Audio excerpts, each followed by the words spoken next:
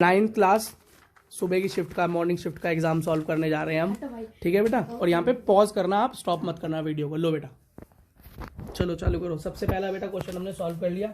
जो ठोस से सीधा गैस बन जाए उसे ऊर्ध्वपातन कहते हैं, और उसका एग्जाम्पल बेटा क्या है? कपूर। क्या? कपूर। शाहिद कपूर नहीं, मंदिर वाला कपूर। अगला देखो बेटा, गैस के अंदर कौन सा गुण नहीं होता? बेटा ये सारे गुण होते हैं। अनिश्चित आकृति होती है, आयतन में निश्चित होता है, उच्च संपीड़न होता है, लेकिन बहने वाली क्षमता तरलता वाली नहीं होती, क्योंकि वो तरल है ही नहीं। अगला बेटा, इनमें से कौन सा रासायनिक अभिक्रिया है बताओ? लकड़ी का जलना, लकड़ी को काटना, मोम का पिघलना, लकड़ी पे हथौड़ा लगना। बोलो बेटा। लकड़ी पे हथौड़ा लगना। ठीक है, लड़की लगा के यही लड़की लकड़ी पे हथौड़ा लगना। और बोलो। पीटना, सॉरी। हाँ, बात एक तो एक ही है, पीटने से हथौड़ा लगता ही तो लकड़ी का जलना। तुम बताओ बेटा, मोम का पिघलना या लकड़ी का कटना? मोम का पिघलना। मोम का पिघलना केमिकल अभिक्रिया। और बताओ। आप भी तो कुछ बोल दो बेटा, आपके दावत में आए हो। बोलो बोलो। बेटा लकड़ी का जलना एक केमिकल रिएक्शन है। अगला देखो, इसका फॉर्मूला हमने करा दिया। इसमें लिखा है कार्बन और ऑक्सीजन जुड़कर कार्बन डाइऑक्साइड बनाते हैं। इसके द्रव्यमान के अनुसार कार्बन और ऑक्सीजन का अनुपात क्या होगा? तो देखो बेटा, C+O2, CO2 करना सिखाया था। कार्बन का द्रव्यमान कितना है बोलो? 6। बेटा कार्बन का नंबर है 6, द्रव्यमान है 12, वजन दुगना होता है। ऑक्सीजन का क्या है बोलो? 8, 11। ऑक्सीजन का 16 हुआ ना द्रव्यमान, और O2 का मतलब 16 × 2 तो 12। ये 16 दूनी 32। 12 से काटो, 12 एकम 12, 12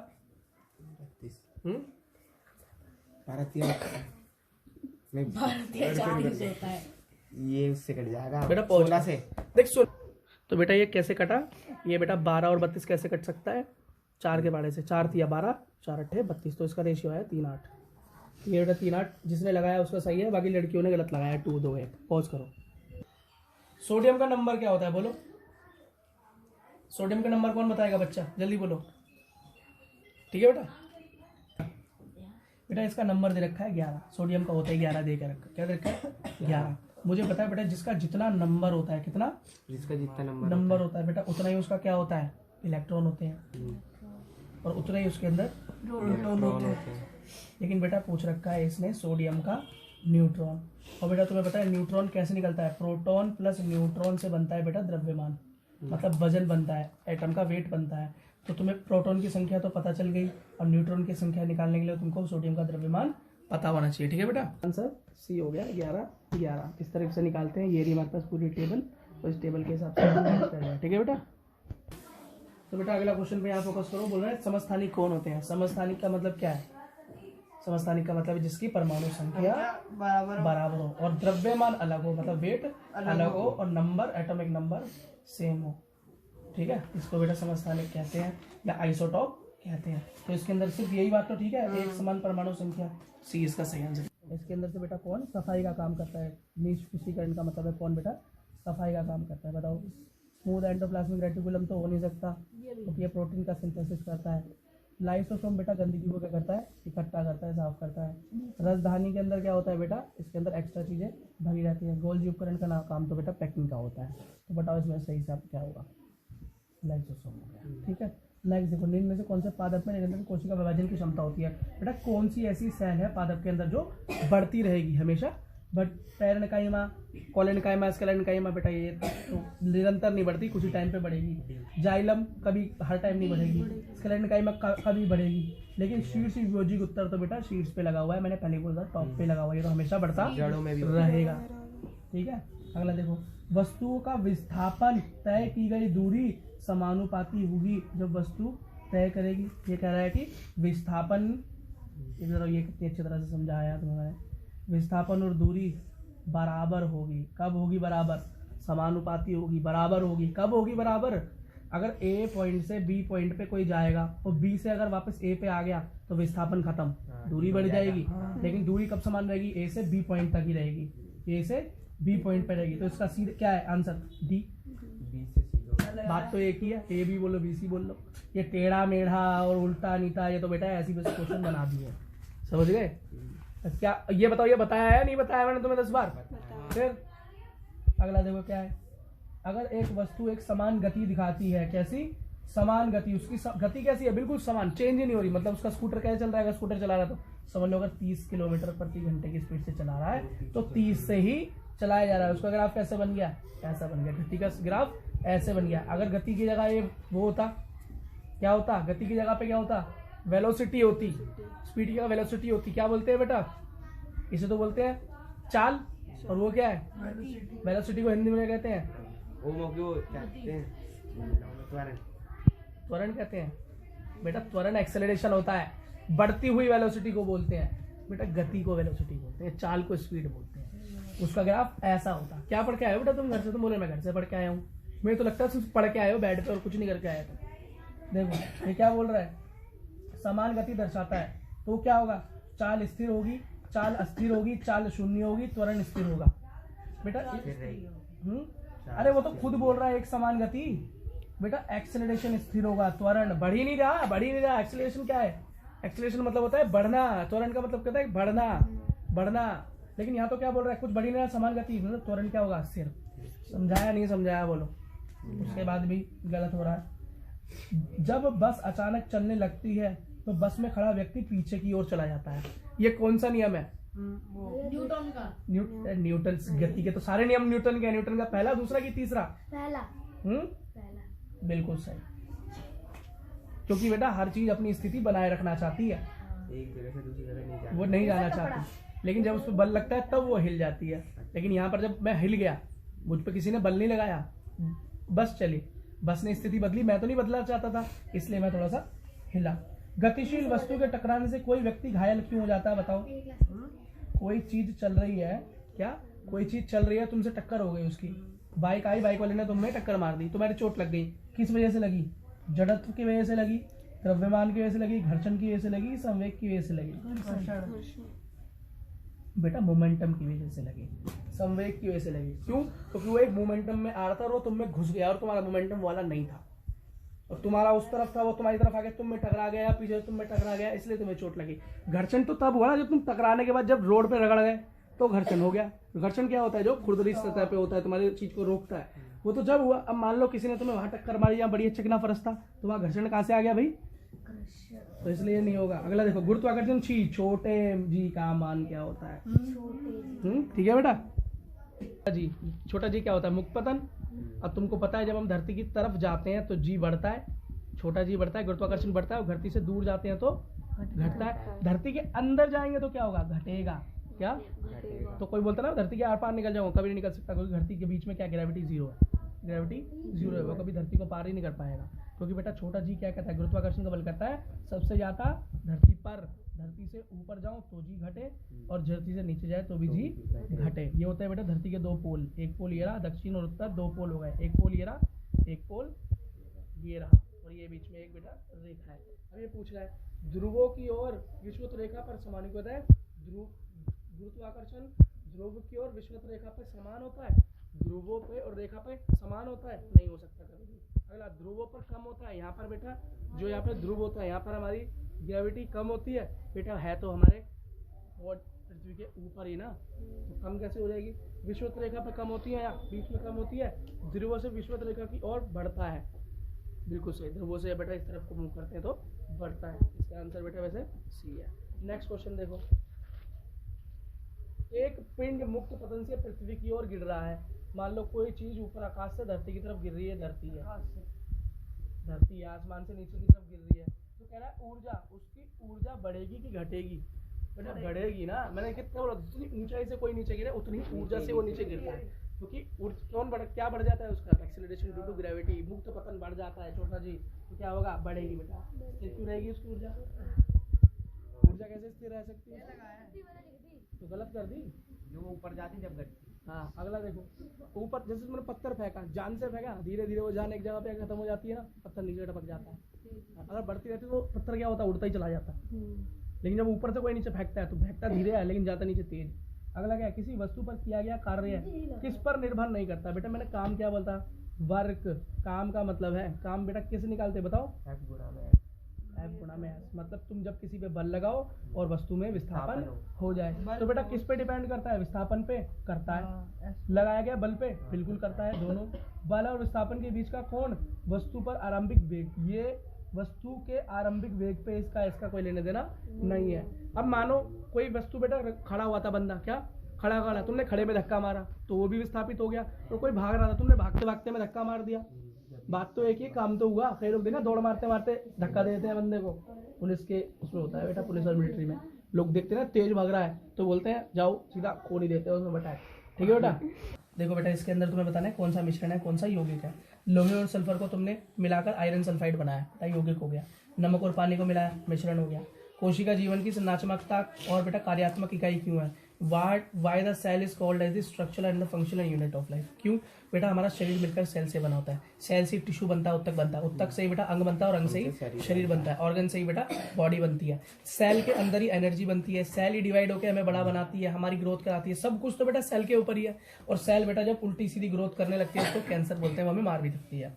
विभाज्य उत्तक बेटा वो उत्तक जो कि डिवाइड हो सकते हैं, मेरिस्टेमेटिक, जिनके अंदर बेटा डिवाइड होने की ताकत है। और परमानेंट स्थायी उत्तक मतलब जो वो डिवाइड नहीं होंगे। तो मैंने बताया था बेटा पेड़ के सूट में, मतलब उसके तने के टॉप पे, उसके रूट में, और एपिकल मतलब उसके साइडों के अंदर, और बेटा कहाँ? तनों के पास ये सारी चीजें मिलती हैं। एपिकल मेरिस्टेम है ना, और ये सारी चीज मेरिस्टेम के बारे में तुमको बताया था। अच्छा, एरियोलर संयोजित तक के कार्य बताओ, एरियोलर के काम बताओ। एरियोलर संयोजित तक के बारे में मैंने वीडियो के अंदर अच्छे से बता रखा है, उनके स्ट्रक्चर के बारे में बता रखा है, कहाँ वो मिलता है ये भी तुमको बता रखा है। ठीक है, अगला देखो, ये देखो बेटा कितना आसान क्वेश्चन है। गाड़ी का द्रव्यमान दे रखा है, मास दे रखा है गाड़ी का। ये गाड़ी इतने मीटर से ऋणात्मक त्वरण कर रही है, मतलब त्वरण कैसा हो रहा है? नेगेटिव त्वरण के साथ विराम अवस्था में लाना है तो गाड़ी पे लगने वाले बचाव का बल कितना होगा? ठीक है बेटा, ठीक है बेटा। इस क्वेश्चन के अंदर मास दे रखा है, वेट दे रखा है, एक्सीलरेशन दे रखा है, नेगेटिव एक्सीलरेशन है तो ठीक है, और इनिशियल स्पीड और फाइनल स्पीड जीरो करने पे फोर्स पूछ रहा है। तो फोर्स का फॉर्मूला होता है मास इंटू एक्सीलरेशन। मास है 1500, एक्सीलरेशन ये दोनों की मल्टीप्लाई करो, पॉइंट हटाया 10, 0 से 0 गया, 150 की 1.7 से मल्टीप्लाई कर देना और माइनस में तुम्हारा आंसर आ जाएगा। ठीक है बेटा, देखो अगला क्वेश्चन क्या है? प्रतिध्वनि क्या होती है? एको क्या होती है? एको का मतलब होता है जब बेटा कोई आवाज, जब हम बोलते हैं साउंड बोलते हैं, जब वो गूंजती है, क्या कई बार गूंजती है, तुम्हें कई बार वो साउंड जब सुनाई देती है, जैसे हॉल के अंदर होता है, हॉल को इस तरीके से खाली कमरे के अंदर होता है, खाली बड़े हॉल के अंदर होता है ना, समझ में आ गया? ठीक है बेटा, ठीक है। तो नेक्स्ट क्वेश्चन क्या है बेटा? पशुपालन क्या होता है? What is animal husbandry? क्या? Cattle farming. इसके फायदे क्या होते हैं बेटा? गाय पालना, बकरी पालना, भैंस पालना, ये सब क्या है? जो दूध देने वाले जानवर होते हैं इन्हें, या बिना दूध देने वाले जानवरों को पालना। क्यों पाला जाता है? घोड़े वगैरह ही पाले जाते हैं। तो बेटा फार्मिंग में होता क्या है? इनसे मिलने वाला मिल्क और मिल्क प्रोडक्ट को आगे बेचा जाता है। कई लोग बेटा इनका मांस बेच के कमाते हैं, कई लोग दूध बेच के कमाते हैं, तो उसके तो बहुत सारे बेनिफिट है। ठीक है, इसके बारे में ना अच्छे से। अगला देखो क्वेश्चन, ये बच्चे देखो झेड़ से बोलेंगे। शुष्क बर्फ क्या होती है? What is dry ice? Carbon dioxide, hydrogen. बहुत अच्छा बेटा, ना हाइड्रोजन ना कार्बन डाइऑक्साइड, ये होती है CO2। जब उसको तरली कलश से बेटा ठोस कर देते हैं, ठीक है, जब इसे गर्म कर देने को तो क्या, ठीक है बेटा, जब बेटा हम जब CO2 को जब हम ठोस कर देते हैं, दबाते हैं, दबाते हैं ना, दाब डालते हैं उसके ऊपर, तो ये बेटा सॉलिड होकर सॉलिड गैस बन जाती है। इसे मैं गर्म करूंगा दोबारा से गैस फॉर्म में चली जाएगी। इस अवस्था में परिवर्तन का नाम बोलते क्या है? इसको बेटा दाबीकरण बोलते हैं ना, इसको दाब सकते हो ना तुम। ये देखो तुम्हारे अंदर क्वेश्चन आया अभी, कहाँ गया वो? संपीड़न। ठीक है बेटा, अगला क्वेश्चन देखो, निम्नलिखित का रासायनिक सूत्र बताओ। कर करके दिखाया, कैल्शियम कार्बन CaCO2। ठीक है, सोडियम क्लोराइड। सोडियम क्या होता है? Na। क्लोराइड क्या? सोडियम क्लोराइड क्या है? नमक है, नमक। बार बार समझाया था, NaCl खत्म, नहीं बोला नहीं था। फिर अगला क्या है? Potassium oxide. पोटेशियम के ऑक्साइड मतलब O, और क्या होगा ऑक्साइड का? अब बताओ ये बेटा तुम बताओगे। ठीक है बेटा, किसे कोशिका का बिजली घर कहते हैं? माइटोकॉन्ड्रिया को बोलते हैं। कैसे झट से बोले? अगला देखो, दो अंगों का नाम बताएं इसमें अपना DNA और राइबोसोम होता है, दोनों चीजें राइबोसोम नाम याद है। ठीक है बेटा, डीऑक्सी। ठीक है, DNA का काम क्या होता है? डीऑक्सी राइबोन्यूक्लिक एसिड का काम क्या होता है? हमारी जानकारी को संरक्षित रखना, आगे पहुंचाना। बताया ना, माँ बाप से तुम्हें मिलता है। और राइबोसोम का काम क्या होता है? प्रोटीन बनाना। ठीक है बेटा, ठीक है। तो पौधों के अंदर खाने को इधर उधर करने वाला काम कौन करेगा बेटा? जाइलम का काम पानी का, तो फ्लोएम का काम खाने का होता है। 10 बार बोल दिया, इससे स्पेशल पूछा था, अब भी इसकी आवाज नहीं निकली। बेटा तू कितना मूर्ख है, या तू बनने की कोशिश करता है? पढ़ ले, ये मत सोचना ये कॉपी हो जाएगा बिल्कुल कल का एग्जाम। कुछ क्वेश्चन रिपीट होंगे, बाकी तो खुद आएंगे। भैया जो आपने मुझे कल क्वेश्चन दिया था वो आ गए। देखो बेटा के एल एम में कितने कितने परमाणु कितने कितने इलेक्ट्रॉन होते हैं बोलो? 2 8 18 2 8 18 32 ये होते हैं बेटा। अब ये कितना आसान क्या लगा होगा? आज तो ऐसे ही भैया देखते हैं आसान आसान सवाल। ये कोई आ रहा है, आ गया ना। और निधि से लगातार पूछे मैंने ये सवाल जब से, ठीक है? पास तो हो गए थे। हाँ बस बेटा यही है। पराश्रव्य ध्वनि क्या है बेटा? पराश्रव्य ध्वनि का मतलब होता है, ऑडिबल का मतलब होता है बेटा जो हम सुन सकते हैं। इंसान की कितनी है? 20 से 20,000 हर्ट्ज, समझ गए? हाँ, और कुछ जंतु बेटा 20 से भी नीचे की सुन सकते हैं, है ना? गैंडा 5 सुन सकता है। बस बेटा ठीक है, ठीक है। सोडियम का बताओ? सोडियम का एसओ लिख दिया, गलत है, Na होता है। सल्फर का बताओ? सिलिकॉन का बताओ? चांदी का बताओ? Ag होता है, ये सही लिखा है, ठीक है बेटा। अब जिसको जो पढ़ के गया वो कर लेगा। राजधानी का काम क्या होता है? राजधानी, सेल के अंदर राजधानी होती है? वैक्यूल, वैक्यूल के अंदर क्या भरा जाता है बेटा? उसके अंदर सेल का लिक्विड भरा होता है एक्स्ट्रा। बेटा इनकी क्या फुल फॉर्म लिखनी है? डीएनए, एटीपी, इनमें से किसी दो की लिखनी है। एसईआर एक्स्ट्रा का पता था बेटा। ये है स्मूथ एंडोप्लाज्मिक रेटिकुलम। कुछ भी ऐसा नहीं है जो मैंने नहीं पढ़ाया। स्मूथ एंडोप्लाज्मिक रेटिकुलम, एक होता है रफ खुरदरा और एक होता है स्मूथ। एक होता है स्मूथ मतलब नॉर्मल, वो है एंडोप्लाज्मिक रेटिकुलम, डीऑक्सीराइबोन्यूक्लिक एसिड और एडेनोसिन ट्राइफॉस्फेट। बताओ बेटा इनमें से कौन सा? नहीं बताया। ये तो लिखने पड़े हैं, इसमें क्या लिखवाऊं? अब तुम दोबारा से adenosine triphosphate, deoxyribonucleic acid, smooth endoplasmic reticulum video में देख लियो, वीडियो डल जाएगी, ठीक है? नहीं तो अपने बुक खोल के देख लियो। अच्छा देख, कोशिका में प्रोटीन कहाँ बनता है? कहाँ बनता है बताओ? ये राइबोसोम में, राइबोसोम में। परासरण क्या होता है? जब बेटा किसी उच्च द्रव्यमान से निम्न द्रव्यमान की तरफ कोई चीज चली जाती है, सेल के अंदर होता है। क्यों होता है? उन चीजों को बाहर करने के लिए जो नहीं चाहिए और वो चीजें अंदर लेने के लिए जो चाहिए। हर चीज बाहर निकाली तो डीएनए बाहर निकल जाएगा। समझ आई थी बात? ठीक है। पौधों में किस कोशिका को कोशिका की रसोई कहते हैं? वो क्या? कोशिका के किस कोशिका अंग को कोशिका की रसोई कहते हैं? अब बेटा सोचो, ये तुम्हारा होमवर्क हुआ, ठीक है बेटा? द्रव्यमान का मतलब बाहर का, सॉरी इसको बोला दाब, दाब का मतलब प्रेशर, प्रेशर होता है फोर्स पर यूनिट एरिया, ठीक। द्रव्यमान और भार में कोई अंतर बताइए? 10 बार बोला है। द्रव्यमान चेंज हो नहीं सकता, भार चेंज हो जाता है, ठीक है। और बताओ, और एक अंतर बोलो। भार बेटा ग्रेविटी पे डिपेंड करता है, कहाँ के क्या गुरुत्वाकर्षण है। द्रव्यमान उस पर डिपेंड नहीं करता। जिसका द्रव्यमान जो पृथ्वी पे वही चांद पे भी बराबर रहेगा, ठीक है बेटा। तान के रखता हूँ तो हो गया बेटा हमारा स्थितिक ऊर्जा मतलब पोटेंशियल एनर्जी। और बेटा जिसके अंदर कोई पवन चक्की चल रही है तो वो गई हमारी काइनेटिक एनर्जी मतलब गतिज ऊर्जा, ठीक है बेटा। बस रोक दे। जाइलम में जीवित उत्तक होता है? जीवित उत्तक का नाम बताइए। अबे भैया जाइलम तो जीवित होता ही नहीं है। जाइलम के अंदर सेल्यूलोज नहीं होता, जीव द्रव्य नहीं होता, सेल द्रव्य नहीं होता, जीवन जीवित नहीं होती। फ्लोएम में उपस्थित मृत। अब ये पता है क्या बोल रहा है? अब इसके अंदर क्या बोल रहा है? बच्चा तो झेड़ से लगा देगा जो मैंने बोला, और ये जिंदा होती है। तो बेटा इसको हम इसलिए यहाँ से पढ़ेंगे। अब ये बता रहा है इसके अंदर कौन सा जिंदा के अंदर मरा होता है और कौन सा मरे के अंदर भी जिंदा होता है, बस यही है। और जाइलम का काम बताओ। जाइलम का काम क्या होता है बेटा? जाइलम का काम होता है पानी को पूरे शरीर में पहुंचाना जड़ों से। फ्लोएम का काम बताओ? पत्तियों में बने हुए भोजन को सब में पहुंचाना। लेकिन याद रखो इन 3 के बदले एक क्वेश्चन है, एक क्वेश्चन है। हाँ मेरे ख्याल से नहीं सॉरी C2 है, ठीक है बेटा। अगला बताओ, चलती हुई मोमबत्ती, भौतिक परिवर्तन, पानी कितने रूप में पाया जाता है? ठोस, द्रव, गैस। कोलाइड क्या है? जिसके बेटा जो तत्व होते हैं वो हमको दिखाई दें, अगर मैं उसको अगर आराम से स्थिर रख दूं तो वो नीचे जमीन पर बैठ जाए, वो बेटा कोलाइड कहलाता है। पिंडल प्रभाव क्या है? जब बेटा धूप के अंदर धूप निकलती है तो हवा में मौजूद छोटे छोटे कण हमें जिगजैग मोशन करते हुए दिखाई देते हैं। पिंडल नाम के साइंटिस्ट ने कहा पिंडल प्रभाव कहलाया। इसी के साथ सॉल्व हुआ।